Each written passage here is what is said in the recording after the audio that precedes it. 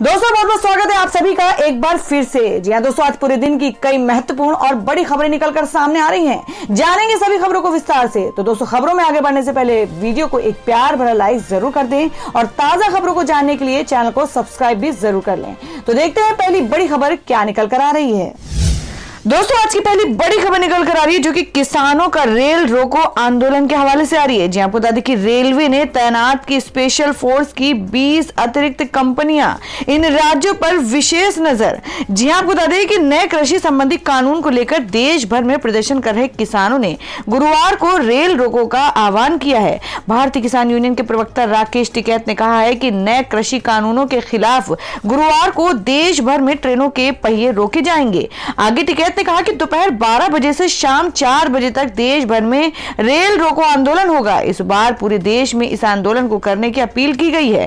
गौरतलब है कि पिछली बार हुए देशव्यापी चक्का जाम में दिल्ली, यूपी और उत्तराखंड को बाहर रखा गया था, लेकिन इस बार रेल रोको आंदोलन हर राज्य में होगा। आपको बता दें कि इसे देखते हुए रेलवे ने भी रेलवे प्रोटेक्शन स्पेशल फोर्सों की 20 अतिरिक्त कंपनियों को तैनात किया है। रेलवे के मुताबिक सबसे अधिक पंजाब, हरियाणा और उत्तर प्रदेश में नजर बनाए रखने के निर्देश दिए गए हैं। जी आपको बता दें कि किसानों के ऐलान के मद्देनजर रेलवे ने भी खास तैयारियां की हैं। देश भर में रेलवे प्रोटेक्शन स्पेशल फोर्स की 20 अतिरिक्त कंपनियां यानी करीब 20,000 जवान तैनात किए गए हैं। सबसे अधिक पंजाब, हरियाणा, उत्तर प्रदेश और पश्चिम बंगाल में सुरक्षा व्यवस्था को पुख्ता रखने के आदेश दिए गए हैं। रेलवे प्रोटेक्शन फोर्स के डायरेक्टर जनरल अरुण कुमार ने कहा है, हम चाहते हैं कि किसान यात्रियों के लिए असुविधा पैदा ना करें। हम चाहते हैं कि वे 4 घंटे शांति से बीत जाएं। आगे उन्होंने कहा कि मैं सभी से शांति बनाए रखने की अपील करता हूं। हम जिला प्रशासन के साथ संपर्क करेंगे और जगह जगह नियंत्रण कक्ष बनाएंगे।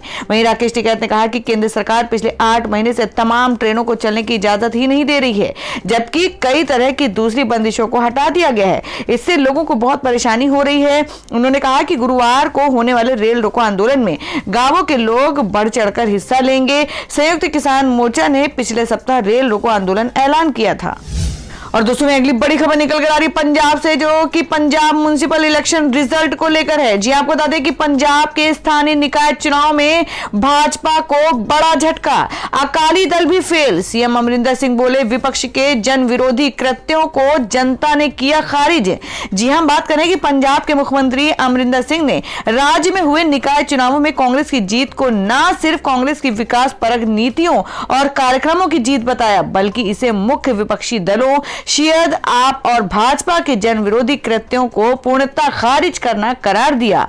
पंजाब में 8 नगर निगम और 109 नगर पालिका परिषद नगर पंचायतों के 2302 वार्डों में हुए चुनाव के नतीजे आने शुरू हो गए हैं। पंजाब के 7 नगर निगमों में से 6 में प्रदेश में सत्तारूढ़ कांग्रेस ने जीत हासिल की है। वहीं 7वें नगर निगम में सबसे बड़ी पार्टी के रूप में उभरी है। पार्टी ने शहरी निकाय के चुनाव में विपक्षी दलों का सुपड़ा साफ कर दिया है। केंद्र सरकार के 3 कृषि कानूनों के खिलाफ जारी किसान आंदोलन की पृष्ठभूमि में नगर निगमों के प्रदेश में हुए चुनाव में कांग्रेस ने भटिंडा, होशियारपुर, कपूरथला, अबोहर, बटाला एवं पठानकोट में जबरदस्त जीत दर्ज की है। हालांकि मोगा में कांग्रेस सबसे बड़ी पार्टी के रूप में उभरी है और बहुमत से वह 6 सीट पीछे रह गई है। एक अन्य नगर निगम के लिए मतों की गिनती का काम शुरू होगा, गुरुवार को शुरू होगा। इसके अलावा 109 नगर परिषद के चुनाव परिणाम भी आने की संभावना है। और दोस्तों वहीं अगली खबर निकल कर आई जो कि मीटू मामले को लेकर है। जी आपको बता दें कि एमजे अकबर को झटका, पत्रकार प्रिया रमानी के खिलाफ मानहानि याचिका खारिज। कोर्ट ने कही है ये बातें। जी आपको बता दें कि पूर्व विदेश मंत्री एमजे अकबर ने पत्रकार प्रिया रमानी के खिलाफ आपराधिक मानहानि का मुकदमा दायर किया था, जिस पर कल यानी बुधवार को सुनवाई करते हुए दिल्ली की एक अदालत ने रमानी को मामले से बरी कर दिया है। कोर्ट ने एमजे अकबर की याचिका को खारिज कर दी है। Additional chief metropolitan magistrate Ravindra Kumar Pandey ने दोनों पक्षों की मौजूदगी में एक ओपन कोर्ट में यह फैसला सुनाया है। आपको बता दें कोर्ट ने अपना फैसला सुनाते हुए कहा कि यौन शोषण आत्मसम्मान और आत्मविश्वास को खत्म कर देता है। आगे कोर्ट ने यह भी कहा किसी व्यक्ति की प्रतिष्ठा की सुरक्षा किसी के सम्मान की कीमत पर नहीं की जा सकती है। प्रिया रमानी ने एमजे अकबर के खिलाफ एक ट्वीट किया था, जिसके बाद एमजे अकबर ने दावा किया था कि इससे उनकी छवि को ठेस पहुंची है और अकबर ने रमानी के खिलाफ खिलाफ आपराधिक मानहानि का मामला दायर किया था। पत्रकार प्रिया रमानी ने एमजे अकबर के खिलाफ यौन उत्पीड़न के आरोप लगाए थे। बीते दिनों अतिरिक्त मुख्य मेट्रोपॉलिटन मजिस्ट्रेट रविंद्र कुमार ने अकबर और रमानी की दलीलें पूरी होने के बाद अपने फैसले को 1 फरवरी को सुरक्षित रख लिया था।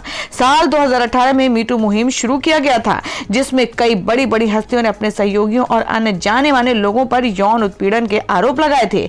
इसी मुहिम के दौरान रमानी ने अकबर पर यौन उत्पीड़न का आरोप लगाया था, जिसके बाद एमजे अकबर ने अक्टूबर 2018 में रमानी के खिलाफ उनकी छवि खराब करने का आरोप लगाते हुए शिकायत दर्ज कराई थी। मामला आने के बाद एमजे अकबर को केंद्रीय मंत्री पद से इस्तीफा देना पड़ा। रमानी के अलावा भी कई महिलाओं ने उन पर आरोप लगाए थे। हालांकि अकबर ने यौन उत्पीड़न के सभी आरोपों को खारिज किया था। और दोस्तों में अगली खबर आ रही है महाराष्ट्र से। जी आपको बता दें कि सपा नेता अबू आजमी के बिगड़े बोल, कहा महिलाओं के पर्दा ना करने और लिव इन से बढ़ रही हैं सामाजिक बुराइयां। जी आपको बता दें कि महाराष्ट्र में समाजवादी पार्टी के नेता और विधायक अबू आजमी ने विवादित बयान दिए हैं। राज्य के वन मंत्री संजय राठौर और पूजा चौहान आत्महत्या मामले को लेकर अबू आजमी ने कहा है कि देश में सामाजिक बुराइयां महिलाओं के पर्दा न करने और लिव इन रिलेशनशिप में रहने से बढ़ रही हैं। सपा नेता के इस बयान की अब चौतरफा आलोचना हो रही है। अबू आजमी ने कहा कि लिव इन रिलेशनशिप कानून गलत है और ये बहुत घातक है। उन्होंने कहा लड़कियां और महिलाएं लिव इन रिलेशन के नाम पर 1-2 साल साथ रहती हैं और फिर पुरुषों पर बलात्कार जैसे गंभीर आरोप लगाकर मामला दर्ज करवाती हैं। अबू आजमी ने कहा कि महिलाओं के इन झूठे आरोपों की वजह से एक व्यक्ति की जिंदगी बर्बाद हो जाती है, इसलिए ये कानून ही गलत है। उन्होंने कहा देश में पश्चिमी सभ्यता की हवा चल रही है जिसमें सब बह रहे हैं। ऐसी चीजों पर तुरंत रोक लगाने की जरूरत है। बता दें कि इससे पहले अबू आजमी तब विवादों में आए थे जब पिछले साल कोरोना वायरस प्रकोप के बीच लागू लॉकडाउन के दौरान वे मुंबई के नागपाड़ा इलाके में दर्जनों प्रवासी श्रमिकों को लेकर सड़क पर उतर आए थे। इस दौरान उन पर सोशल डिस्टेंसिंग के नियमों का उल्लंघन करने के आरोप लगे थे। उस दौरान अबू आजमी पर वरिष्ठ पुलिस निरीक्षक शालिनी शर्मा से अभद्रता करने के आरोप लगे थे। तो दोस्तों ये अबू आजमी के बयान के बारे में आप लोगों की क्या राय है, आप अपनी राय कमेंट बॉक्स में जरूर दें। बढ़ते अगली खबर की ओर। और दोस्तों मैं अगली खबर में आपको बता दें कि लाल किले पर हिंसा के मामले में मोस्ट वांटेड मनिंदर सिंह गिरफ्तार, घर से 2 तलवारें बरामद। जी हां, आपको बता दें कि 26 जनवरी के मौके पर दिल्ली में निकाले गए किसानों के ट्रैक्टर मार्च के दौरान लाल किले पर हुई हिंसा के मामले में दिल्ली पुलिस के हाथ बड़ी सफलता लगी है। जी हां, आपको बता दें कि दिल्ली पुलिस की स्पेशल सेल ने लाल किले पर तलवार लहराने वाले और हिंसा मामले में मोस्ट वांटेड मनिंदर सिंह को राजधानी के पीतमपुरा इलाके से गिरफ्तार कर लिया है। पुलिस टीम ने दिल्ली के स्वरूप नगर इलाके में स्थित मनिंदर सिंह के घर से 2 तलवारें भी बरामद की हैं। मनिंदर सिंह की गिरफ्तारी के बाद पुलिस ने आगे की जांच शुरू कर दी है।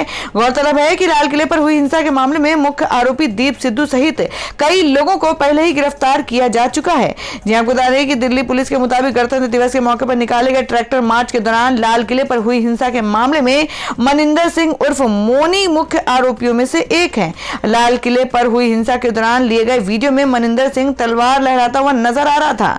30 वर्षीय मनिंदर सिंह दिल्ली के स्वरूपनगर इलाके का रहने वाला है।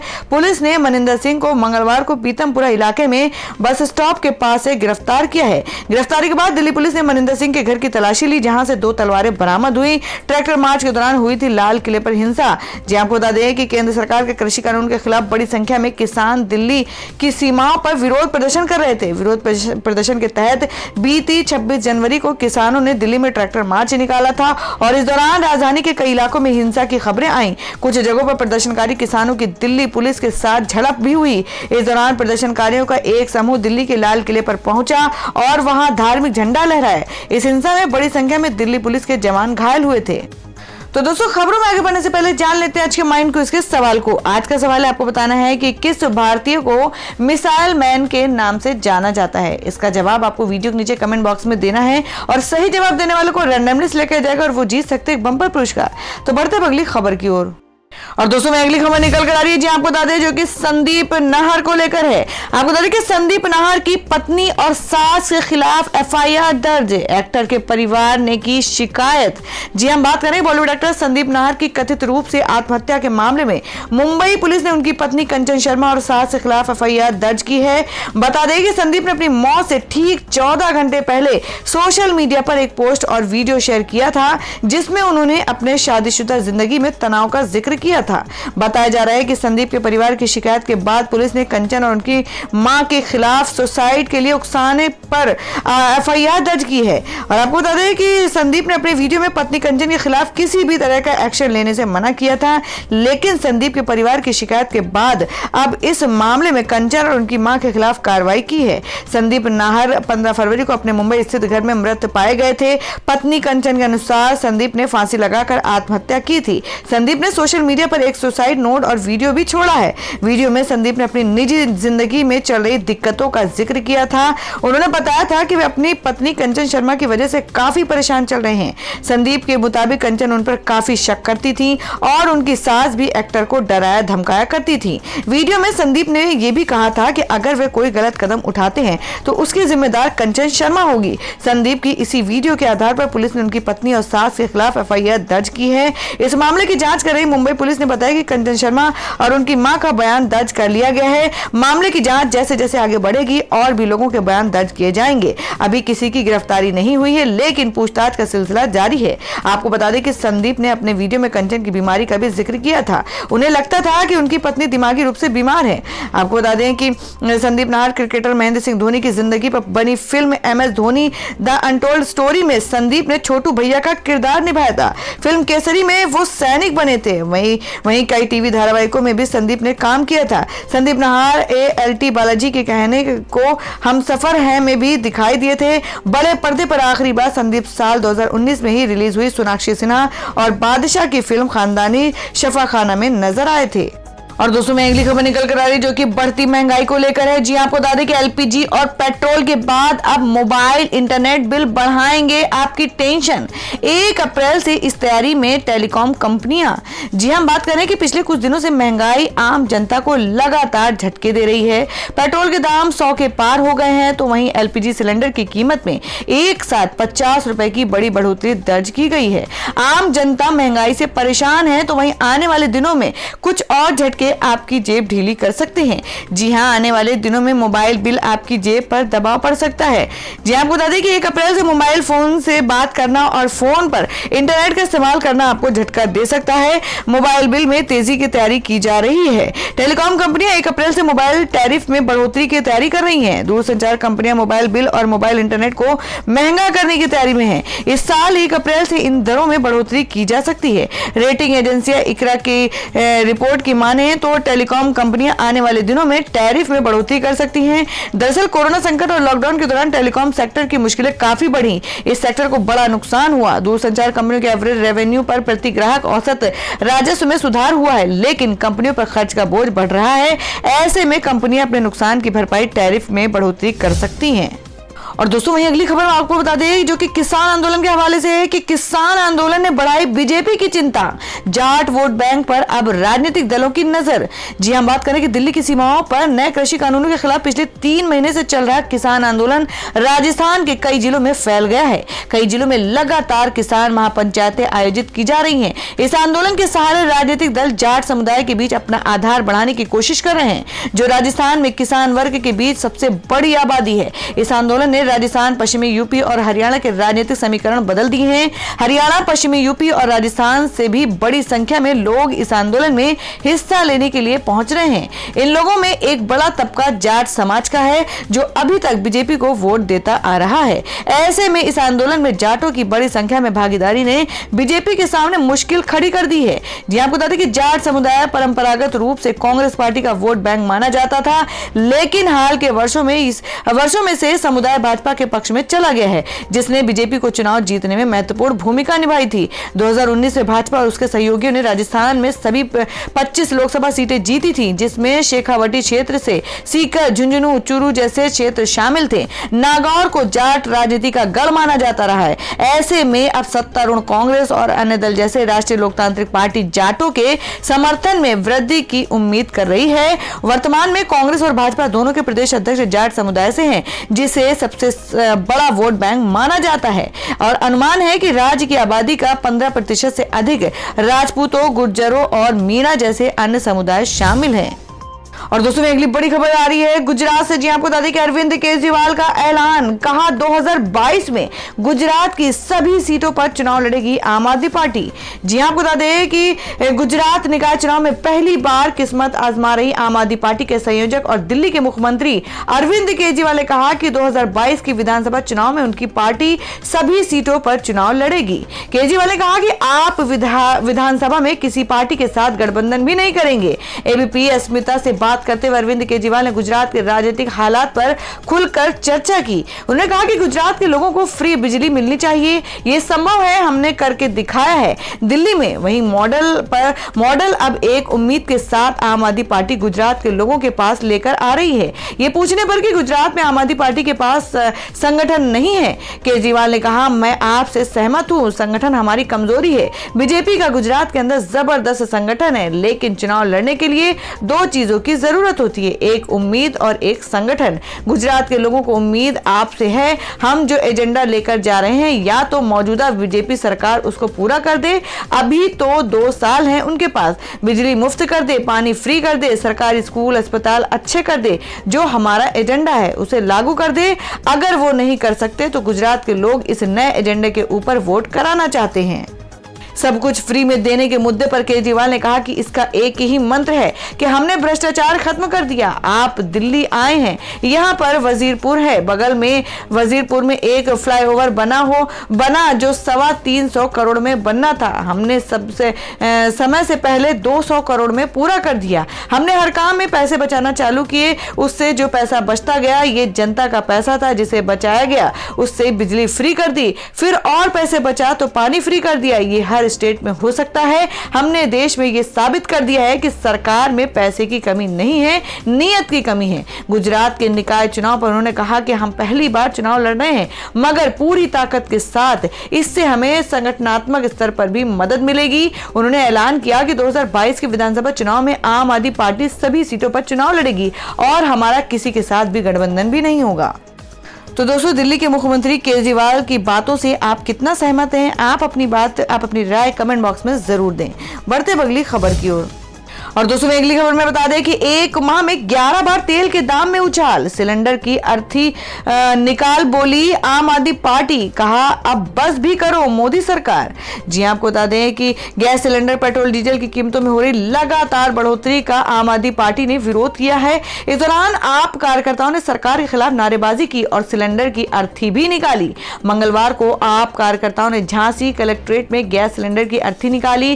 कार्यकर्ता अर्थी को एलाइट चौराहे की तरफ ले जाने लगे तो पुलिस ने अनुमति नहीं दी। आप कार्यकर्ता ने कहा कि भाजपा की केंद्र और राज्य सरकार लोकतंत्र विरोधी दमनकारी नीति अपना रही है, चाहे पेट्रोल हो, डीजल हो या फिर गैस। आम आदमी की आवश्यकताओं की सभी वस्तुओं के दाम बेतहाशा बढ़ा दिए गए हैं। इस दौरान आप कार्यकर्ताओं ने निकलो बाहर मकानों से, जंग लड़ो बेईमानों से के नारे लगाए। इस दौरान पुलिस ने आप कार्यकर्ताओं को रोकने की कोशिश भी की, लेकिन वे लोग नारे लगाते रहे। और दोस्तों मैं अगली खबर में जान लेते हैं क्या है देश भर में मौसम के ताजा हालात। जी आपको बता दें कि दिल्ली समेत उत्तर भारत में कोहरे की चादर, बसंत के आगमन के साथ तापमान बढ़ा। जी हां, हम बात करें कि राजधानी दिल्ली में कल सुबह घना कोहरा छाया रहा। कोहरा छाया रहने की वजह से विजिबिलिटी काफी कम हो गई, दृश्यता गिरकर 50 मीटर रह गई। मौसम विभाग के अनुसार दिल्ली में अभी तापमान 13.2 डिग्री सेल्सियस है। आज न्यूनतम तापमान 10.7 डिग्री सेल्सियस और अधिकतम तापमान 28 डिग्री सेल्सियस रहने का अनुमान है।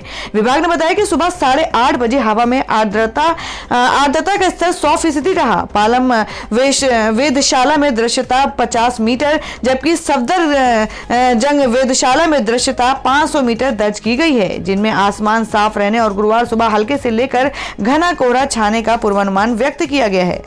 तो दोस्तों ये थी अब तक की सभी बड़ी खबरों की अपडेट्स। टुडे ब्रेकिंग न्यूज और लेटेस्ट खबरों को देखने के लिए हमारे चैनल को सब्सक्राइब जरूर कर लें, वीडियो को लाइक और शेयर भी जरूर कर दें अपने दोस्तों और रिलेटिव्स के साथ। तो दोस्तों फिर मिलेंगे काम की खबरों और सरकारी योजनाओं की एक और नई वीडियो के साथ। तब तक के लिए धन्यवाद दोस्तों।